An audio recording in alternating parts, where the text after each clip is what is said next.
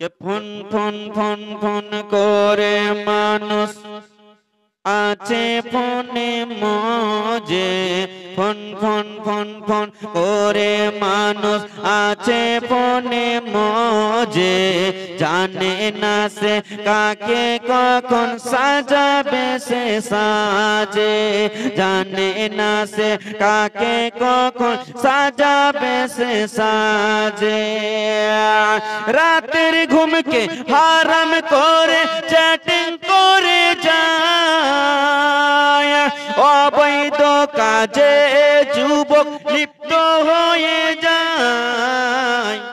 কারণ ইবাদত লাগে না ভালো, ইবাদত লাগে না ভালো, লাগে না মন কাজে, জানে না সে কাকে কখন সাজাবে সে সাজে।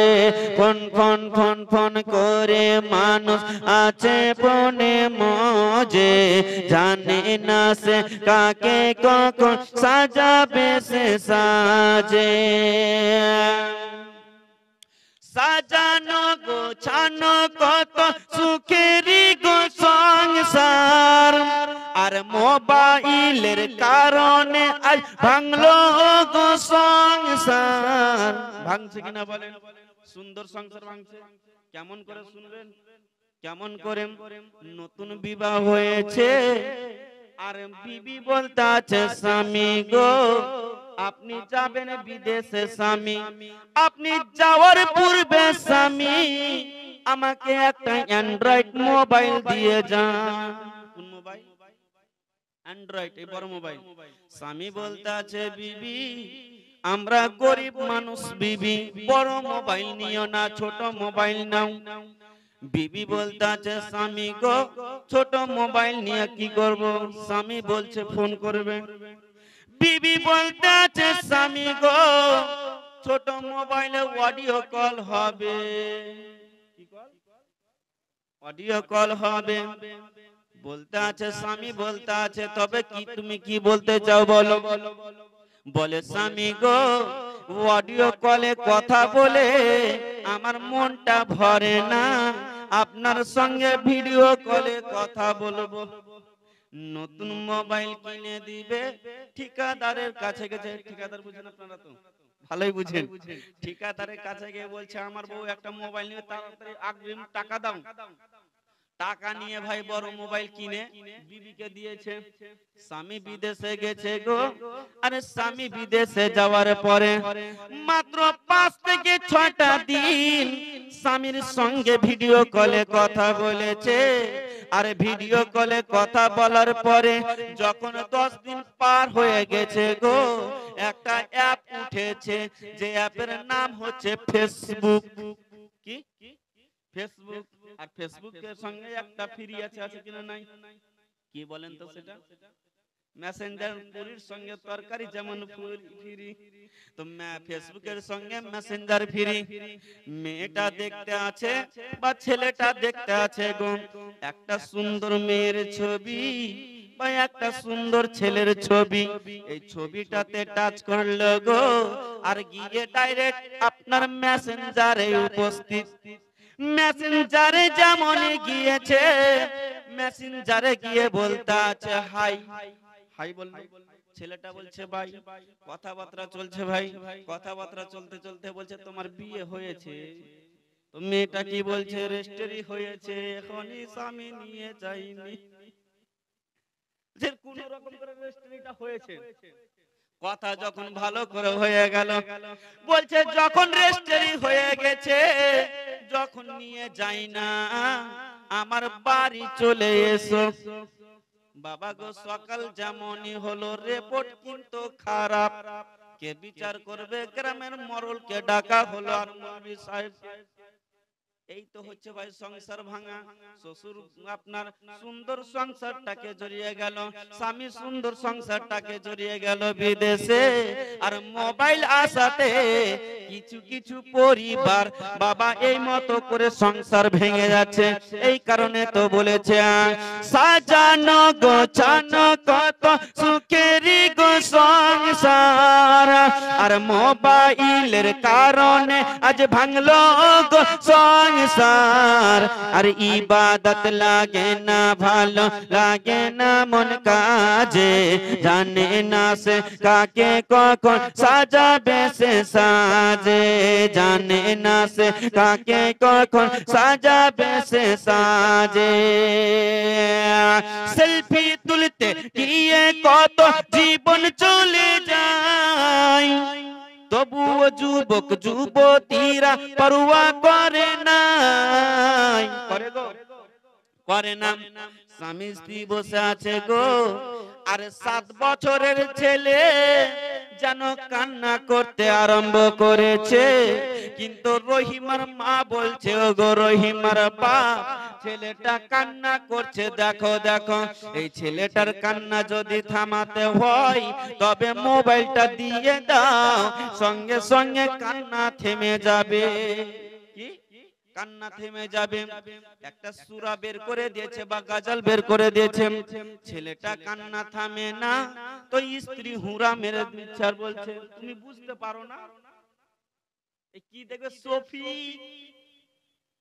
শফিক যেমনই বের করে দিয়েছে একদম কান্নাটা বন্ধ হয়ে গেল যেমন কান্না বন্ধ হয়েছে তো শফিক দেখতে আছে শফিকেরা কি করছে ছোট ছোট বাচ্চা বিয়ে করে নিয়ে আসে কিনা তো ছেলেটা বলছে মা আমিও বিয়ে করব ধুর পাগলা তুই এখন ছোট আছিস তো মা বিয়ে যখন দিবেন না তো মোবাইলটা দেন বলছে কি করবে বাবাটা বলছে মোবাইলটা দেন একটা রিলস ভিডিও বানাবো রিলস ভিডিও বানাবো দুজন বন্ধু গেছে ছাদের উপরে বলছে বন্ধুরে একটু মোবাইলটা ধরো বন্ধু সুন্দর করে ছবি তুলবে আমি ফেসবুকে ছাড়বো আর আমি ভাইরাল হয়ে যাব বাবা গো অপর বন্ধু বলতে আছে বন্ধু একটু তুমি পিছিয়ে যাও অপর বন্ধু বলতে আছে বন্ধু তুমি পিছিয়ে যাও এই পিছিয়ে যাও বলতে বলতে দোতলা থেকে বাবা এমন করে পড়লো গো বাপ মায়ের কোল খালি করে চলে গেল আছে না ঘটনা দেখেন যেদিকে ট্রেন আসছে আওয়াজ দিচ্ছে আর এদিকে সেলফি তুলতে ব্যস্ত আছে ধাক্কা মেরে চলে গেল ভাই কোনো খবরই নাই আছে না কই বলতে আছে সেলফি তুলতে গিয়ে কত জীবন চলে যায় তবুও যুবক যুবতীরা পরোয়া করে না কারণ ভাইরাল হওয়ার রিংটন শুধু বাজে গো তার মনে ভাইরাল হওয়ার রিংটন শুধু বাজে গো তার মনে জানে না সে কাকে কখন সাজাবে সে সাজে জানে না সে কাকে কখন সাজাবে সে সাজে মায়ের কতটা মর্যাদা মায়ের সম্মান কতটা মায়ের সঙ্গে ব্যবহার কেমন করলে কি পরিণতি হবে বাবা গো দুনিয়ার জমিনে আপনি যত ইবাদত করেন না কেন দুনিয়ার জমিনে আপনি যত ভালো কাজ করেন না কেন যদি মা বাপ যদি কষ্ট পেয়ে যায় আল্লাহর দরবারে যদি দোয়া করে দেয় তবে ওই ব্যক্তিটা কখনো জান্নাতে যাবে না ওই ব্যক্তিটা জাহান্নাম তো দূরের কথা দুনিয়াতে থাকা কালীন তার উপরে বিপদ আসিবে তার দুনিয়াতে শাস্তি দেখতে পাবেন কেমন শাস্তি তো একজন মুলবি সাহেব কে একজন মুলবি সাহেব কোন জেনারেল মানুষ নয় কোন আনপাবলিক নয় কোন আপনার বিজ্ঞান পড়া নয় একজন মুলবি সাহেব তার মায়ের কাছে আজ করতে আছে মা গো মা ও গো মা জননী আপনাকে একটা কথা বলবো গো মা বলতে আছে বেটারে কি কথা বলবে বলো বলতে আছে মা গো আমার যে হজে যাওয়ার খুব বড় ইচ্ছা গো মা যদি আপনি পারমিশন দিতেন গো মা তবে আমি হজে যেতাম গো মা মা জননী ডেকে বলে লাল রে ওরে আমার বেটা শোনো বেটা শোনো, আমার শরীর ভালো নাই বেটা, তুমি হজে যেও না, এই বছর হজে যেও না। বলতে আছে মা গো আমি এই বছর যাব না কেন মা? বলতে আছে বেটা রে যদি হজে চলে যাও রে বেটা, আর হজ থেকে ফিরে আসার সময় যদি আমার ইন্তিকাল হয়ে যায়, তবে বেটা বলো আমাকে কাফন দাফন কে করবে বেটা, আমাকে গোসল করাইয়া কে দিবে বেটা? ওরে আমার লাল যেও না বেটা যেও না, তুমি এই বছরে যেও না বেটা। বেরাদার মায়ের কথা ফেলতে পারলো না গো, ওই মুলবি সাহেব প্রথম বছরে গেল না বাবা, দ্বিতীয় বছর যেমনই আসলো, দ্বিতীয় বছর যেন মা জানকে বলতে আছে আম্মা জান আমি যাব এবার আপনার ওই হজ পাকে, আমাকে একটু অনুমতি দিয়ে দে। মা আমি হজ পাকে যাব, আমাকে অনুমতি দিয়ে দেন। বলতে আছে বেটা রে তুমি হজ পাকে যাবে বেটা, এই বছরও আমার শরীরটা ভালো করে না, এবারও তুমি যেও না। বাবা গো মায়ের কথা ফেলতে পারলো না, হজ পাকে গেল না। ওই মা জননী যেমনই বলল গো, সঙ্গে সঙ্গে ওই সন্তানটা বাড়িতে থাকিল বাবা। বেরাদার যখন তৃতীয় বছর এসেছে, আপনার তৃতীয় বছর আসার পরে বেরাদার ওই সন্তান বলতে আছে মা আমি যাব এবার হজ পাকে গো মা, তুমি আমাকে যতই বাধা দাও গো মা, আমি এবার হজ পাকে যাব। মা এবার আমি নিয়ত করেছি হজ পাকে যাবই। তার মা বলতে আছে বেটা আমার অবস্থা আগেকার থেকে এখন খুব খারাপ, বেটা তুমি যেও না। বলে মা না আমি যাব, তুমি 3 বছর থেকে বলছো বেটা রে আমার শরীরটা ভালো নয়, আমি বেটা হয়তো মরে যেতে পারি, কিন্তু মা 3 বছর থেকে তুমি আমাকে মিথ্যা কথা বলছো মা, 3 বছর থেকে গো মা তুমি মরো না মা, আর আমার হজ পাকে যাওয়া হয় না। বেরাদার কথা চলছে গো, আরে এরই মধ্যে যেন মা জননীর দিলে আঘাত লেগে গেল। কি কথা শুনে বাবা গো, কথাটা শুনলো মা তুমি 3 বছর থেকে বলছো মা, কিন্তু তুমি 3 বছর থেকে মরো না মা। ও গো মা তুমি যতক্ষণ পর্যন্ত না মরবে মা আমি হজ পাকে যেতে পারবো না।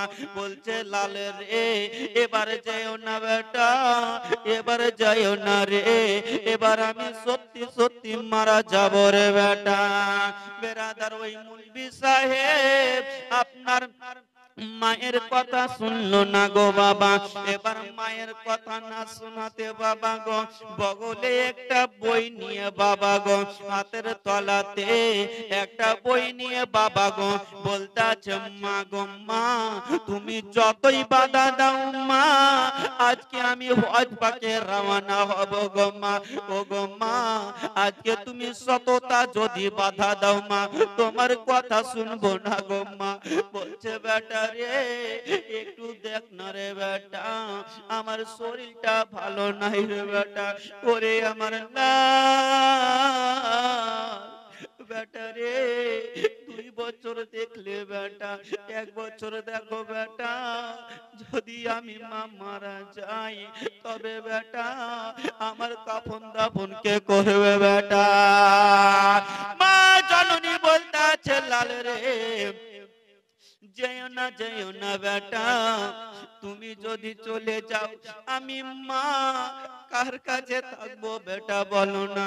বেরাদার কোনো মতে শুনলো না, মায়ের সঙ্গে কথাবার্তা বলে বাবা গো যেন বেরিয়ে যাচ্ছে, কিন্তু মা বলতে আছে লাল রে ওরে আমার লাল শোনো রে বেটা, তুমি যাচ্ছ যাও, কিন্তু এই কথাটা শুনে রাখো। আল্লাহর দরবারে হাত তুলে বলতে আছে রব্বুল আলামিন, আমার সন্তান যখন আমার দিক থেকে মুখ ফিরিয়ে নিয়েছে, আল্লাহ গো তুমিও জানো আল্লাহ আমার সন্তানের দিক থেকে তুমিও মুখটা ফিরিয়ে নিও। আল্লাহ তুমিও মুখটা ফিরিয়ে নিও। মায়ের দোয়া একদম কারেন্টের মতন কবুল হয়ে গেল বাবা। মায়ের দোয়া কারেন্টের মতন কবুল হয়ে গেল। বেরাদার, আপনার রাস্তাতে বেরিয়েছে, রাস্তায় যেতে যেতে যেতে যেতে শহরের মধ্যে বাবা অন্ধকার হয়ে গেল, রাত হয়ে গেল। তো ওই মৌলভী সাহেব ভাবছে আল্লাহ এখন এত রাত্রে কোথায় যাব? সামনে একটা মসজিদ দেখা যায়, ওই মসজিদে আরাম করব, সকাল যেমনই হবে আবার রওনা দিব। বেরাদার, এই মতন ভাবনা চিন্তা করতে আছে বাবা গো। আর রাতের মধ্যে গো যেন আপনার বেরিয়ে গেছে বাবা, সামনে দেখলো একটা মসজিদ, এই মসজিদের মধ্যে আজকে রাতটা কাটিয়ে দিব, সকাল যেমনই হয়ে যাবে গো, সকাল যেমনই হয়ে যাবে আমি আবার হজ পাকে রওনা দিব। কিন্তু বেরাদার, তার মনের আশা তো পূর্ণ হবে না। ওই মৌলভী সাহেব আপনার যখন মসজিদে ছিল, মসজিদের বাড়িতে বাবা গো একজন চোর যেন ঢুকেছিল বাবা। আর ওই বাড়ির যতগুলো গহনা টাকা পয়সা ছিল বাবা, সমস্ত কিছু চুরি করে যেমনই পালাতে যাবে গো, বাড়িওয়ালা যেন দেখে নিল গো। আর বাড়িওয়ালা দেখে নেওয়ার পরে যেন হাঙ্গামা করে দিল, তোমরা দেখো দেখো চোর যেন ধরা পড়ে গেছে, চোরকে তাড়া করো, চোরকে ধরতে হবে গো। এই মতো করতে করতে বাবা চোরকে তাড়ে গো, আর চোর যেন পালিয়ে যায়। যেতে যেতে কোথায় যাবে? সামনে যে মসজিদটি ছিল বাবা, ওই মসজিদে যেমনই প্রবেশ করেছে গো, পুটলিখানাকে ওই মসজিদের বারান্দায় ঝুলিয়ে দিয়ে যেন বলতে আছে, এই মসজিদের মধ্যে বারান্দায় ঝুলিয়ে দিলাম। একটি লোক, একটি মৌলভী সাহেব নামাজ পড়তেছিল বাবা। এই মতো অবস্থাতে ওই লোকটি ফাঁকে ফাঁকে যেন বাবা পালিয়ে গেল। যারা চোর ধরবার জন্য এসেছিল গো, মসজিদের বারান্দায় গেল, দেখছে নিজের মালপত্র যতগুলো সোনা দানা টাকা পয়সা ছিল সমস্ত কিছু বাবা গো মসজিদের বারান্দায় ঝুলে রয়েছে। কিন্তু বাবা ওই লোকগুলো খেয়াল করে দেখলো গো যে চোর আবার চুরি করেছে। চুরি করার পরে ও দেখো নামাজ পড়তে আছে, কিন্তু ও আসলে চোর নয়। কে ওটা? মৌলভী সাহেব। চোরেরা ভাবছে না, যারা চোর ধরবে বাড়ির মালিকেরা ভাবছে আল্লাহ এবার কেমন লোক যে বাড়ি থেকে চুরি করে নিয়ে আসলো, আবার খোদার ঘরে ঢুকে আবার ইবাদত করতে শুরু করেছে। না, এর শাস্তি হওয়া চাই। শাস্তি কি হবে বাবা? নামাজ তো পড়া হলো, নামাজ পড়ার পরে ওই লোকগুলো বলছে ওগো চোর, তুমি চুরি করে মসজিদে প্রবেশ করে আবার নামাজ পড়ছো, এ আবার কেমন নামাজি যে তুমি চুরি করার পরেও তুমি নামাজ পড়ছো? চলো তোমার বিচার বাদশার দরবারে হবে। বেরাদার, দোস্ত, বন্ধুগণ, বাবাজি, আমার ভাইয়েরা,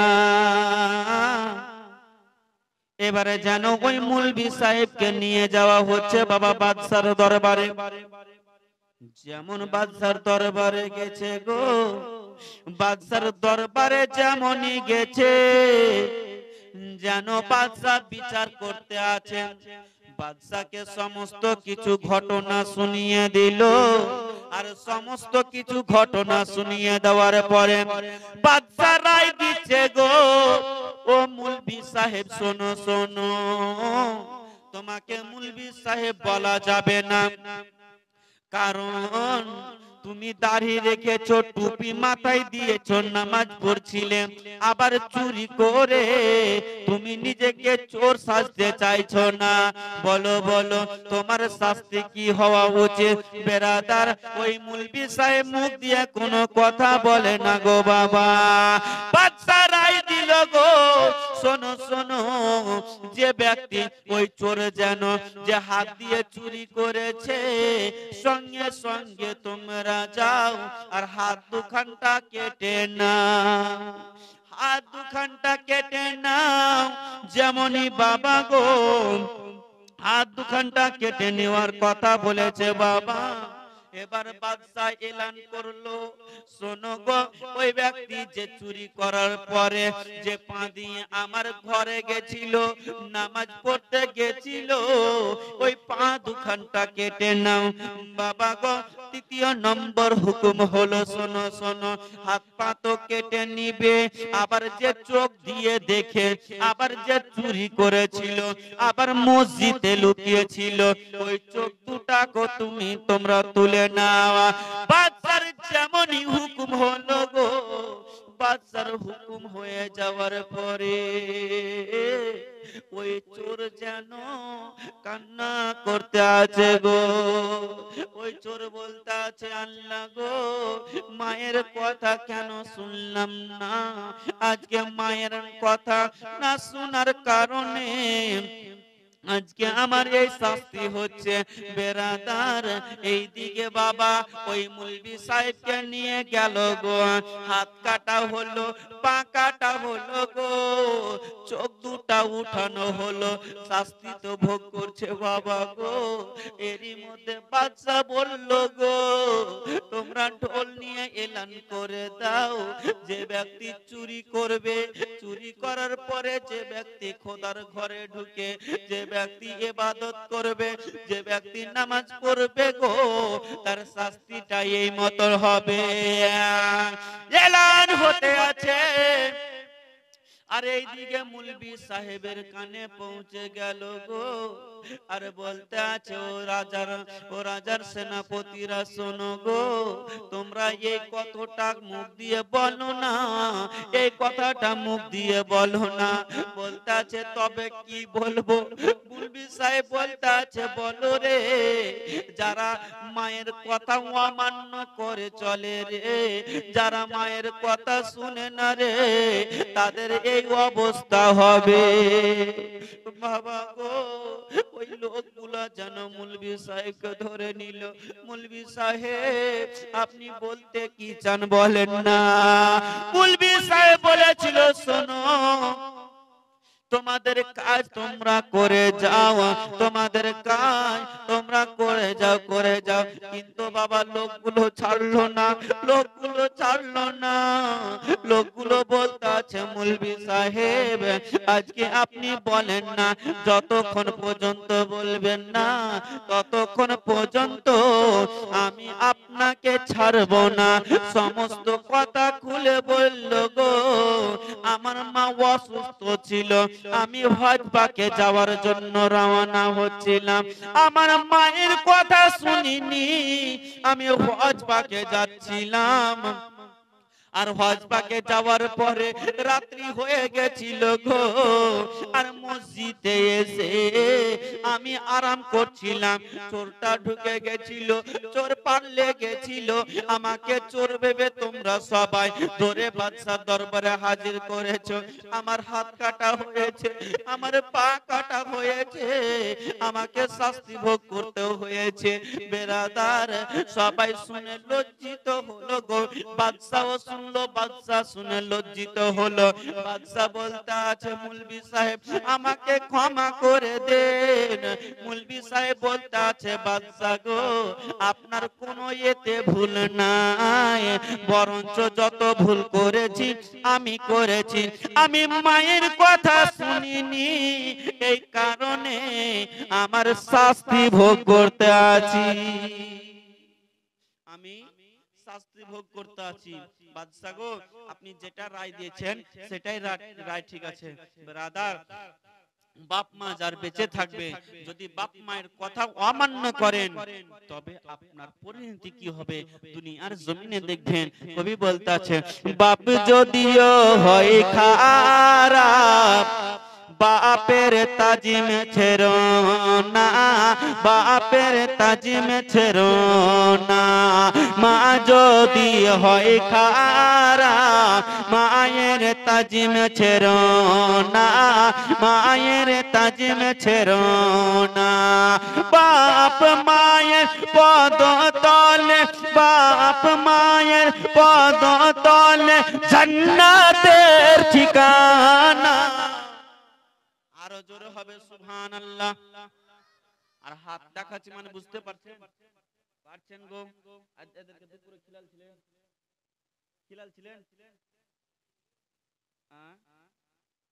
ভাত খাওয়া দাওয়া হয়নি গো? হয়েছে নাকি? হয়েছে।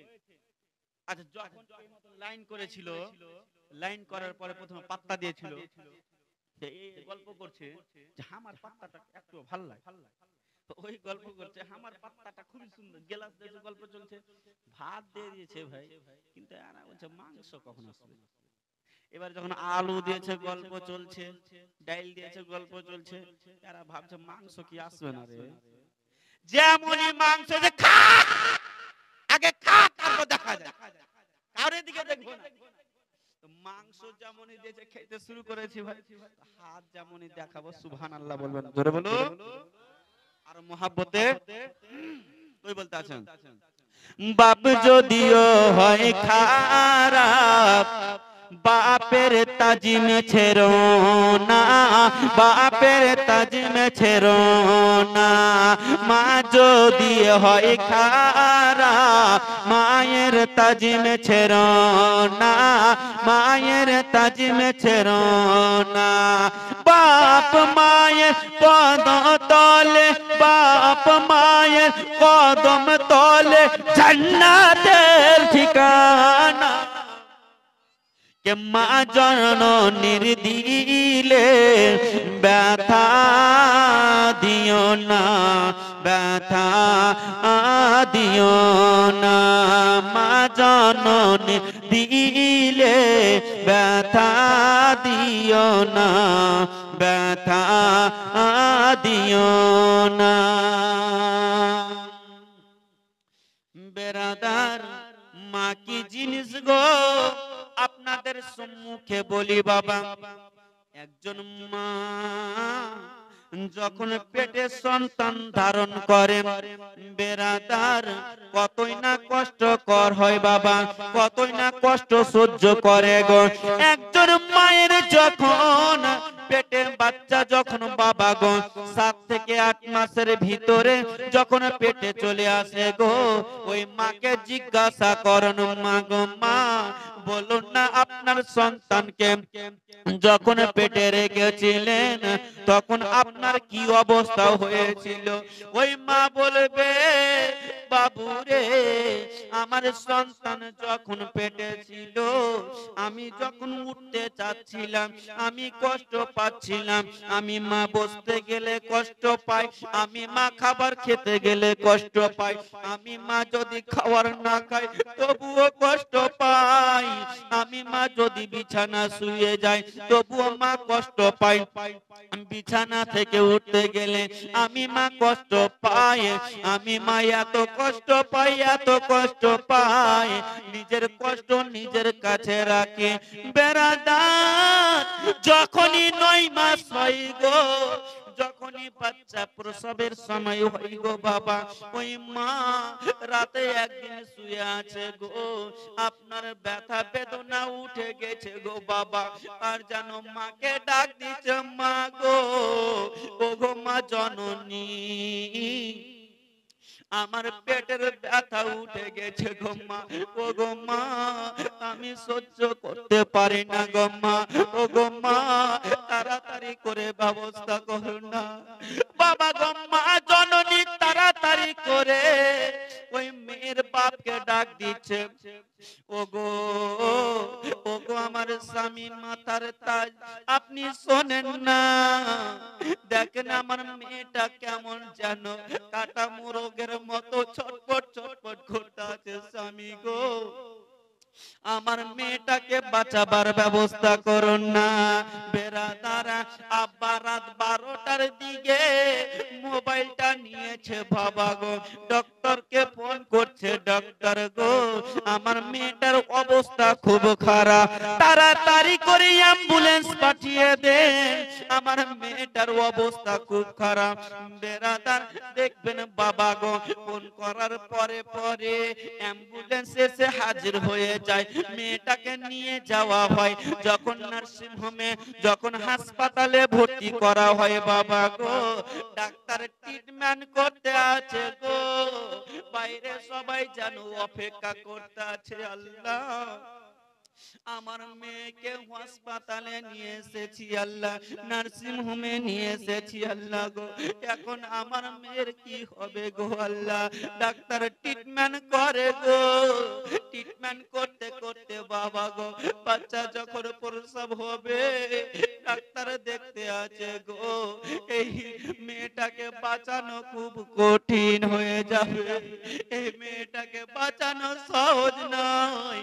ডাক্তার যেন টেনশনে পড়ে যায়, আল্লাহ বাঁচাবো তো কাকে বাঁচাবো। ডাক্তার রোগীটাকে রেখে বাইরে যেমনই আসে গো, বাইরে আসার পরে আর আত্মীয় স্বজনেরা বলতে আছে গো, ও গো শোনো, ও গো ডাক্তার বাবু বলেন না আমার মেয়েটা কি অবস্থা রয়েছে। বাবা গো, যখন ডাক্তার বলেছে গো, শোনো শোনো তোমার মেয়ের কথা শোনো গো, তোমার মেয়েকে মনে হয় বাঁচানো যাবে না। যেমনই এই কথা শুনেছে, শোনার পরে বাপের চোখ দিয়ে পানি আর মায়ের চোখ দিয়ে পানি, পানি থামে না। মেয়ের কথা যখন শুনেছে গো বাবা, পানি যেন থামে না গো বাবা। মা বলতে আছে, ডাক্তার গো আমার মেয়ে কি হয়েছে বলুন না ডাক্তার। ও গো ডাক্তার, আমার মেয়েকে বাঁচাতে যদি আমার গায়ের, আমার শরীরের মাংস যদি লেগে যায়, আমরা বাপ মা দিতে আমরা রাজি। বেরাদার, ওই বাপ মাকে আমরা কেমন করে কষ্ট দিই বাবা গো। বেরাদার, যেন বলতে আছে এই কথা গো, আর যেমনই এই কথা বলেছে সঙ্গে সঙ্গে ডাক্তার বলতে আছে, বোন রে তোমার মেয়ের কিডনি ড্যামেজ হয়নি রে বোনা, তোমার মেয়ের রক্ত শর্ট পড়েনি গো বোন, তোমার মেয়ের কোনো মাংস শর্ট পড়েনি, তোমার মেয়ের কোনো কিছু অভাব পড়েনি, কিন্তু একটাই অভাব বলতে আছে। কি অভাব বলেন না। বলছে ডাক্তার তোমার মেয়ের পেটে যে সন্তানটা রয়েছে, এই সন্তানটাকে যদি বাঁচিয়ে নি তবে তোমার মেয়ে আর বাঁচবে না, তোমার মেয়ে বাঁচবে না। কিন্তু তোমার মেয়েকে যদি বাঁচানো যায় তবে সন্তানটাকে মেরে ফেলতে হবে। যেমনই এই কথা শুনেছে গো, বাপ মা থেকে যেন একটাই উত্তর আসে, ও গো ডাক্তার শোনেন না, পেটের ভিতরে যে সন্তানটা রয়েছে ওই সন্তানটাকে মেরে ফেলে দেন। ডাক্তার বলছে কারণটা কি? বলতে আছে শুনো ডাক্তার, যদি সন্তানকে মেরে ফেলে দেন, একটা সন্তান যদি মারা যায় অপর সন্তান জন্ম নেবে, আর যদি সন্তান মারা যায় হাজারো সন্তান জন্ম নিতে পারে। বেরাদার, কথা চলছে গো, ডাক্তার একটাই কথা বলতে আছে, ও ও গো বোন শোনো, তোমাদের তো রায় আমি নিয়ে নিলাম, কিন্তু যে রুগী রয়েছে, যে মা রয়েছে, সে মায়ের কাছে তো আমরা জিজ্ঞাসা করিনি। তোমরা এই জায়গাতে দাঁড়িয়ে যাও, আমরা যাব রুগীটার কাছে, আর রুগীটার কাছে গিয়ে জিজ্ঞাসা করব। বেরাদার, যেমন এই কথা বলা গো, ওই বোন যেন বাবা আপনার শুয়ে রয়েছে, আর ডাক্তার বলতে আছে বোন গো তোমার অবস্থা খুব খারাপ। বলে ডাক্তার বাইরে গেছিলেন, আমার আত্মীয় স্বজনের সঙ্গে কি বলতেছিলেন একটু খুলে বলো না। ডাক্তারকে বলতেছে ডাক্তার আমার আত্মীয় স্বজনের কাছে কি গুনগুন করে যেন মুখ নড়িয়ে নড়িয়ে যেন বলতেছিলেন। ডাক্তার একবার বলো না। আর আমি দেখলাম যে আমার মা বাপ কান্না করছে। কেন ডাক্তার, আমার কি হয়েছে?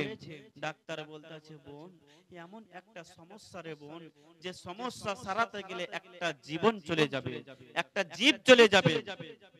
বলছে ডাক্তার খুলে বলুন না।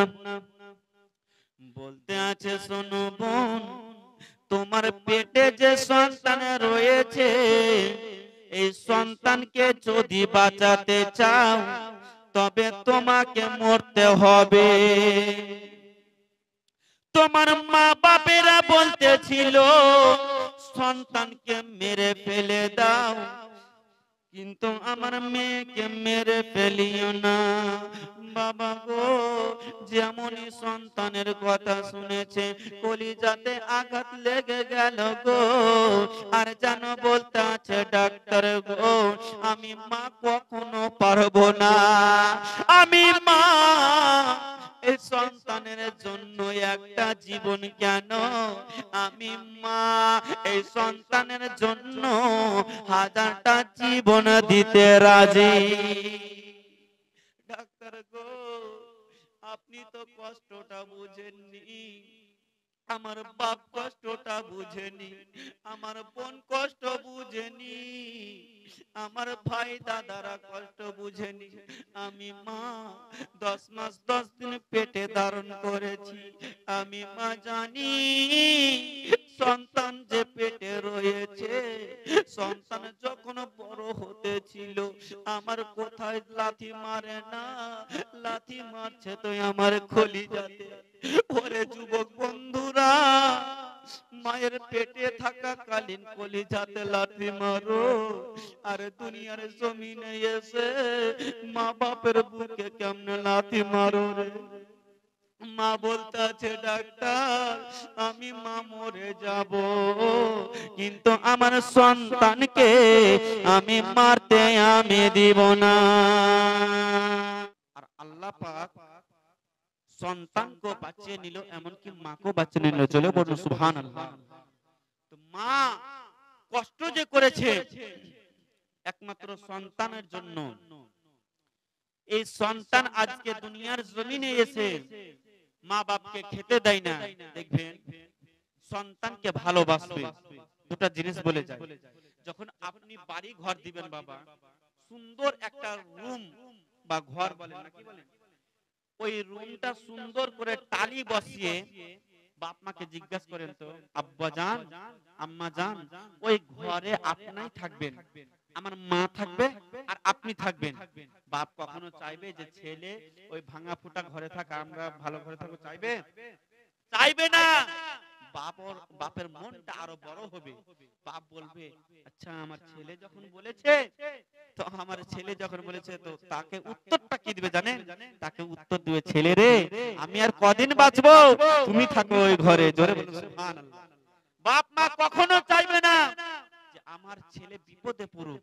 বেরাদার দোস্ত বন্ধুগণ আমার, এই দুনিয়াতে থাকাকালীন আমাদেরকে নামাজ রোজা হজ যাকাত আমাদেরকে এইগুলো করতে হবে, কিন্তু তার সাথে সাথে বাপ মায়ের সেবাও করতে হবে। বেরাদার বক্তা এসে হাজির হয়ে গেছে, ইনার মুখ দ্বারাতে সুন্দর সুন্দর হাদিস ও কোরআনের বাণী